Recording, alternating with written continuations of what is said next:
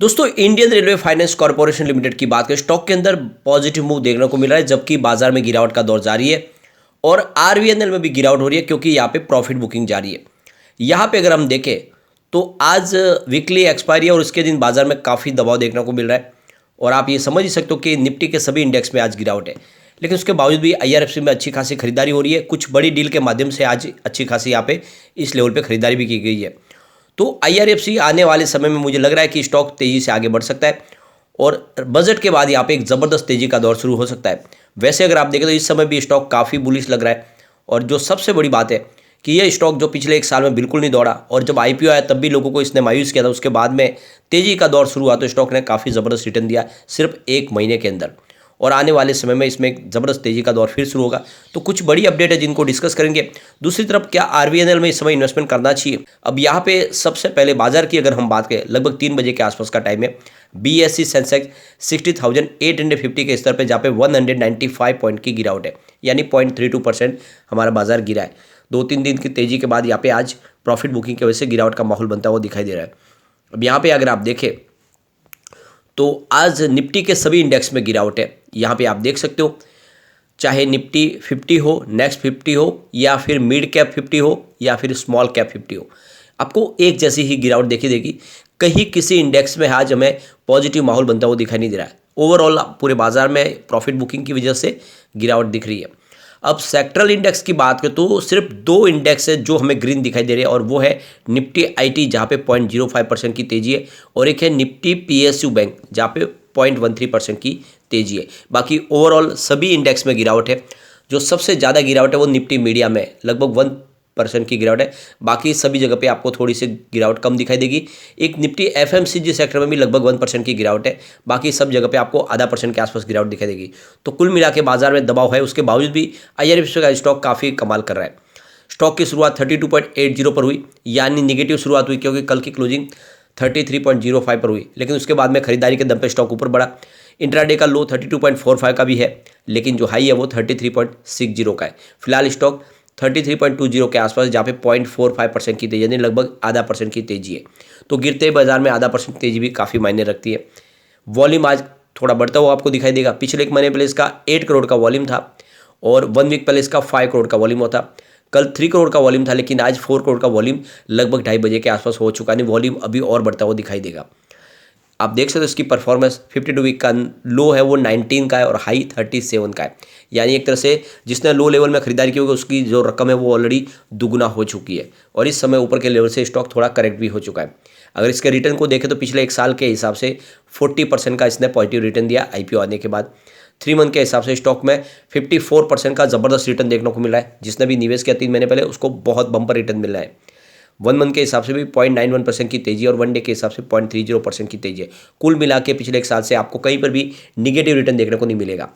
अब यहाँ पे आप देख सकते हो कि इस बार आईआरएफसी ने सेंट्रल गवर्नमेंट को 903 करोड़ रुपीज़ का डिविडेंड पे किया है और ये अमाउंट बहुत बड़ी है, जिससे एक बात समझ में आ रही है कि कंपनी को अच्छा खासा प्रॉफिट हुआ है, इसलिए उन्होंने इतना बड़ा डिविडेंड सरकार को दिया है।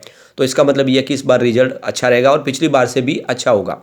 तो रिजल्ट अच्छा होगा तो फिर एक तेजी का दौर फिर शुरू होगा, ये एक फ्रेश ट्रिगर मिल जाएगा स्टॉक को। इसके अलावा लोगों को काफ़ी ज़्यादा चिंता है इसकी प्रमोटर होल्डिंग की, यानी सरकार की जो होल्डिंग है वो 86% के ऊपर है। उनको लग रहा है कि जब ये 11% की स्टेक अगर सरकार ओएफएस के माध्यम से बेचेगी तो इसमें एक बड़ी गिरावट हो सकती है। तो सरकार ने ये भी क्लियर किया कि फिलहाल ओएफएस लाने की कोई मंशा नहीं है। ये स्टेक किसी प्राइवेट प्लेयर को डायरेक्ट बेची जा सकती है, यानी अभी वो भी इसका जो भी प्लान है इस साल या फिर अगले साल फाइनेंशियल 2024 तक भी सरकार डिसीजन ले सकती है। तो अभी इसमें कोई डरने की बात नहीं है, तब तक यहाँ पे तेज़ी का दौर और जारी रहेगा क्योंकि कंपनी फंडामेंटली बहुत मजबूत है। सबसे जो अच्छी बात है ये अपनी बुक वैल्यू के आसपास ही आपको स्टॉक मिल रहा है इस समय और इसका जो डिविडेंड है काफ़ी अच्छा है, यानी 4.21% यील्ड के डिविडेंड है इनका। इसके अलावा कंपनी का पिछले 5 साल का CAGR देखे तो वो 45.5% के आसपास है और कंपनी जो डिविडेंड दे रही है वो 20.4% के आसपास का है। 4 बार ऑलरेडी डिविडेंड दे चुके हैं, यानी ₹3.25 का डिविडेंड कंपनी ने दे दिया है। उस हिसाब से इस स्टॉक ने लोगों को काफ़ी ज़बरदस्त रिटर्न दे दिया है। और यहाँ पे आप देखें तो आज कुछ बड़ी डील हुई जिसके माध्यम से हमें समझेंगे कि आज ये तेज़ी किस हिसाब से बनी। तो आप सुबह देख सकते हो 9:20 पर बाजार खुलते ही 33.05 की प्राइस से 5,62,000 शेयरों की खरीदारी हुई। तो फिर 9:30 पर 32.70 की प्राइस से 5,65,000 शेयरों की बिकवाली हुई, यानी प्रॉफिट बुकिंग हुई। उसके बाद 9:45 पर 32.85 की प्राइस से करीब यहाँ पे 4,53,000 शेयरों की फिर से एक खरीदारी हुई। तो फिर 9:58 पर 32.45 की प्राइस से 8,67,000 शेयरों की एक बड़ी बिकवाली हुई। तो फिर 10:03 पर 32.65 की प्राइस से 3,80,000 शेयरों की एक और खरीदारी हुई। उसके बाद 12:44 पर 33.30 की प्राइस से 4,22,000 शेयरों की एक बड़ी खरीदारी हुई। फिर 1:09 पर 33.45 की प्राइस से 3,26,000 शेयरों की एक और बड़ी खरीदारी हुई। तो ये तो आप समझ ही सकते हो कि आज खरीदारी ज़्यादा है बिकवाली के अपेक्षा, और इसी वजह से आज हमें तेज़ी थोड़ी सी बनती हुई दिखाई दे रही है, यानी इस लेवल पे बड़े फंड हाउस अच्छी खासी खरीदारी करे, और ये शेयर होल्डिंग पैटर्न में भी हमें साफ दिखाई दे रहा है। आप देख सकते हो यहाँ पे प्रमोटर होल्डिंग 86.36% की है सितंबर क्वार्टर में। अगर बात एफआई की करें तो क्वार्टर 2 में उनकी 1.02% की होल्डिंग थी, जो इस बार क्वार्टर 3 में 1.05% तक आ गई है, यानी एफआई ने अपनी होल्डिंग को बढ़ाया है क्वार्टर 3 में। बात करें अगर हम डीआई की, तो जून क्वार्टर में उनकी 3.25% की होल्डिंग थी, वो सितंबर क्वार्टर में 3.39% हो गई है। तो डीआई ने भी अपनी होल्डिंग को बढ़ा दिया है। बात जनरल पब्लिक की करें तो 9.36% की होल्डिंग थी जून क्वार्टर में, जो इस बार 9.19% हो गई है। तो यहाँ पे जो शेयर कम हुए वो सिर्फ जनरल पब्लिक के, लेकिन यहाँ पे एफआई और डीआई दोनों ने जम के खरीदारी की है, और जिससे अभी भी खरीदारी जारी है। मुझे लग रहा है आने वाले नेक्स्ट क्वार्टर में आपको ये होल्डिंग और कम होती हुई दिखाई देगी जनरल पब्लिक, यानी जनरल पब्लिक के हाथ के जो भी शेयर है वो धीरे धीरे कम होते हुए जा रहे हैं। और ऐसे में आप समझ सकते हो ये स्टॉक वाकई में एक मजबूत स्टॉक मुझे लग रहा है। पिछले 10 साल की इसकी परफॉर्मेंस अगर आप देखें, 10 ईयर के हिसाब से इनका सेल्स 16% पॉजिटिव है, 5 ईयर के हिसाब से 18% पॉजिटिव है, 3 ईयर के हिसाब से 22% पॉजिटिव है, और इस टीटीएम 27% पॉजिटिव है। तो पिछले 10 साल से लगातार आपको सेल्स बढ़ता हुआ दिखाई देगा।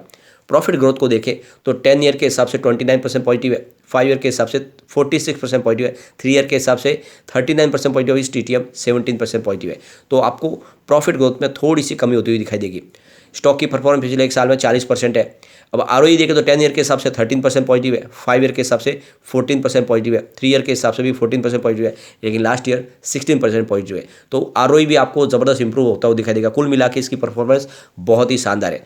आरवीएनएल की अगर हम अभी बात करें तो 77.45 स्टॉक है, जहाँ पे 0.90% की गिरावट है। गिरावट मामूली से 2 दिन काफ़ी अच्छी तेजी बनी है। आरवीएनएल की बात करें तो स्टॉक ने ज़बरदस्त रिटर्न दिया है लोगों को। यहाँ पे देख सकते हो 24 फरवरी को इसकी प्राइस मात्र 29 की थी, जो 29 नवंबर को 84 तक चला गया, यानी एक तरह से देखें तो स्टॉक डबल से भी ज़्यादा ज़बरदस्त रिटर्न ऑलरेडी दे चुका है स्टॉक। और अभी इस समय थोड़ा सा करेक्शन भी हुआ है। अब एनालिस्टों की राय की जल्द ये स्टॉक आपको 101 तक जाता हुआ दिखाई देगा, यानी 3 डिजिट में स्टॉक जा सकता है। यहाँ पे सबसे जो बड़ी बात है कि लगातार इसके बाई की कॉल भी निकल के आ रहे हैं। टिप्स टू ट्रेड की तरफ से AR रामचंद्रन का कहना है कि आपको इस लेवल पे खरीदारी करनी चाहिए, और यहाँ पे जल्द ही ये स्टॉक आपको 83 तक जाता हुआ दिखाई दे सकता है, और उस लेवल को क्रॉस करते ही ये 97 से लेके 101 तक भी जाता हुआ दिखाई दे सकता है। तो स्ट्रॉन्ग सपोर्ट इसका 74 का है, उसके ऊपर ये स्टॉक आपको 3 डिजिट में जाता हुआ दिखाई दे सकता है। आरवीएनएल की बात करें, लगातार इनको काफ़ी अच्छे ऑर्डर मिल रहे हैं। आप देख सकते हो कल ही हमने डिस्कस किया था कि इसको गुजरात मेट्रो की तरफ से सूरत मेट्रो और अहमदाबाद मेट्रो के लिए करीब 1058 रुपीज़ के 2 साथ में ऑर्डर मिले, और इस वजह से पॉजिटिव माहौल बना। तो आने वाले समय आरवीएनएल में भी डेफिनेटली एक शानदार तेजी बनती हुई दिखाई देगी इस बजट के बाद। IRFC के लॉन्ग टर्म टारगेट की बात करें तो 2025 के लिए 40 का टारगेट दिया जा रहा है, लेकिन आपको ध्यान होगा पिछले दिनों 2 महीने में ही स्टॉक लगभग 20 से 37 तक जाके आ चुका है। उस हिसाब से देखें तो आने वाले समय में ये 40 का टारगेट तो बहुत जल्द अचीव हो सकता है, या उस हिसाब से आने वाले 5 साल में ये 100 को भी आराम से टच करेगा, उससे ऊपर भी जा सकता है। तो नजरिया लॉन्ग टर्म का लेके आपको IRFC से निवेश करना चाहिए। मुझे लगता है कि बजट के बाद इसमें एक ज़बरदस्त तेजी और शुरू होने वाली है। लेकिन फ्रेंड, कोई भी इन्वेस्टमेंट करने से पहले अपने फाइनेंशियल एडवाइजर से बारे में ले ले, या अपना खुद का रिसर्च करें, क्योंकि मैंने वीडियो आपके एजुकेशनल पर्पज़ के लिए ही बनाया। वीडियो पसंद आए तो लाइक शेयर जरूर कीजिए और चैनल को सब्सक्राइब कर दीजिए। Thank you friend.